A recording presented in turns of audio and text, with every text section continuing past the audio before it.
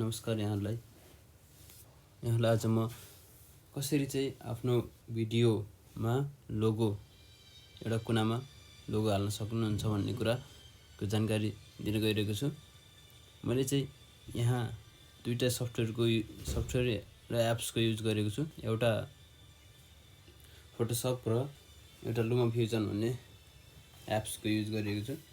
lumaFusion चाहिँ यहाँले app स्टोरमा डाउनलोड गर्न सक्नुहुन्छ र फोटोसप चाहिँ कम्प्युटर विन्डोजमा डाउनलोड गरेर गर्न सक्नुहुन्छ। पहिला सुरुमा यहाँले lumaFusion खोल्नुहोस् र यहाँले नयाँ आफ्नो जुन प्रोजेक्ट गर्न चाहनुहुन्छ जस्तो कि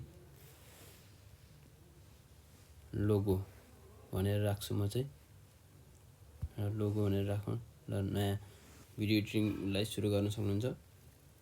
र यहाँले अब lumaFusion भिडियो एडिटर खोलेर आफ्नो भिडियो कुनमा लोगो राख्न चाहनुहुन्छ त्यो भिडियो चुज गर्नुहोस्। मैले यो भिडियोलाई चुज गर्छु। यो भिडियोमा चाहिँ म एउटा कुनामा लोगो राख्न चाहन्छु। त्यसको लागि मैले फोटोसपमा गएर आफ्नो लोगोलाई एडिट गरेको लोगोलाई ब्याकग्राउन्ड कलर चेन्ज गरेर राख्नुपर्ने हुन्छ। ल अब फोटोसपमा गएर ब्याकग्राउन्ड कलर चेन्ज गर्नको लागि यहाँले फोटोसप खोल्नुहोस्। म फोटोसपमा गएर फोटोसप खोलेर देखाउन गइरहेको छु।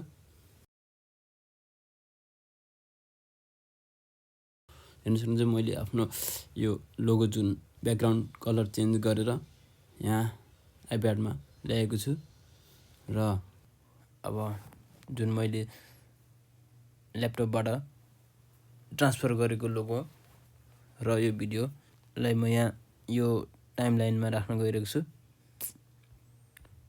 यो भिडियो जुन मैले लोगो राख्न गइरहेको छु र त्यो जुन मैले ल्यापटपबाट ट्रान्सफर गरेको लोगो चाहिँ यो जुन तपाईले देख्नुभएको थियो होला। ल अब यहाँहरूले यो जुन यो मैले टाइमलाइन राखेको लोगोलाई डबल क्लिक गरेर यहाँ जान सक्नुहुन्छ। यहाँनिर गएर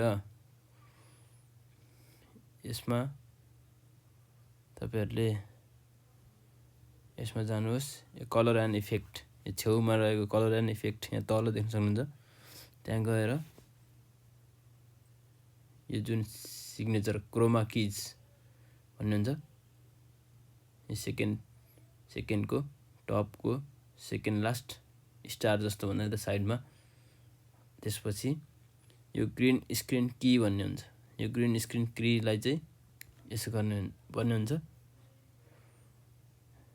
ग्रीन स्क्रिन की भन्ने क्रोमा किजलाई चाहिँ गर्दाखेरि तपाईको भिडियोज र लोगो ट्रान्सप्यारेन्ट जसरी देखा पर्छ र तपाईहरुले अघि मैले भने अनुसार यो हरियो पार्नुको कारण चाहिँ यही क्रोमा किज को विशेषता हुनाले हो।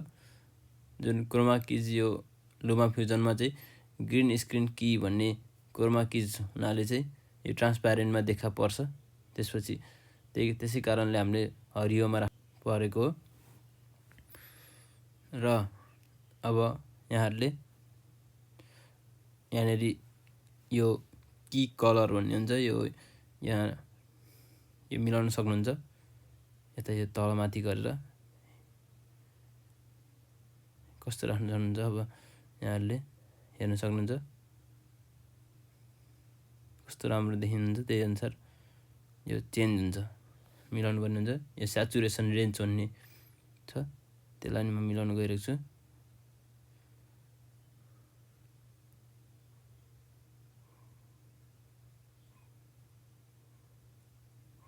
ल मैले यति पार्न गइरहेको छु। र ब्राइटनेस रेन्ज भन्ने हुन्छ। ब्राइटनेस रेन्जमा चाहिँ यतिको राख्दाखेरि सही राम्रो देखिँदो रहेछ। मैले यति राखिरहेको छु र यहाँले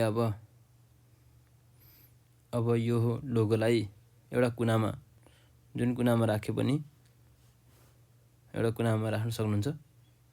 अब यो कलर इफेक्टको लेफ्ट साइडमा जुन यो बटम जुन फ्रेम एन्ड फिट भनेर भनिन्छ, यो फ्रेम एन्ड फिटमा चाहिँ अब यहाँहरूले यो लोगोको साइज मिलाउन सक्नुहुन्छ। लोगो चाहिँ जुन साइज मिलाएर टक्क सानो आफूलाई मनपर्ने चिटिक्कको साइजमा राख्न सक्नुहुन्छ। यतिको साइजमा मैले राखेर यसलाई मैले position x and position y भन्ने हुन्छ। यहाँ मैले फिङ्गरले चलाउन सक्नु नहुनाले यो पोजिसन एक्स र वाइलाई चलाएर यता साइड राख्न सक्नेछु। ल यो साइड राखेँ मैले। ल यहाँहरूले भनेअनुसार साइज र पोजिसन राखेर यो लोगो राख्न सक्नुहुन्छ। त्यसै अनुसार तपाईँले डाइरेक्ट यता टपमा लेफ्ट साइडको यो एरो थिचेर भिडियोमा जान सक्नुहुन्छ र भिडियोको यो टपको लेफ्ट साइडमा लोगो देख्न सक्नुहुन्छ। अनि पुरा अब यो जुन पुरा भिडियोमा लोगो राख्नलाई यसरी यो जुन भिडियोभन्दा पर गएको हुनाले मिलाउनु पर्ने हुन्छ। यो लोगो जुन कहिले सानो हुन्छ कहिले ठुलो हुन्छ। अस्ति मैले अर्को भिडियो बनाउँदाखेरि यो लामो राखेको थिएँ, त्यही हुनाले यो यस्तो भएको। यसलाई मिलाउनु गइरहेछु। ल फेरि मैले यो ब्यालेन्समा ल्याएको छु। यसरी नै यहाँहरूले ल हेर्नुहोस्, यहाँ माथि टपमा जुन मैले राखेको लोगो हेर्न सक्नुहुन्छ।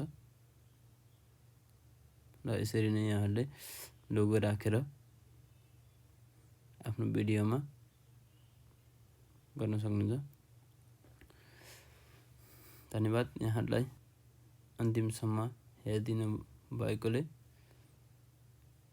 यदि यो भिडियो यहाँहरूलाई मन परेको छ भने लाइक, सेयर र कमेन्ट गर्न नभुल्नुहोला र सब्सक्राइब पनि गरिदिनु हुन अनुरोध गर्दछु। धन्यवाद। जय नेपाल।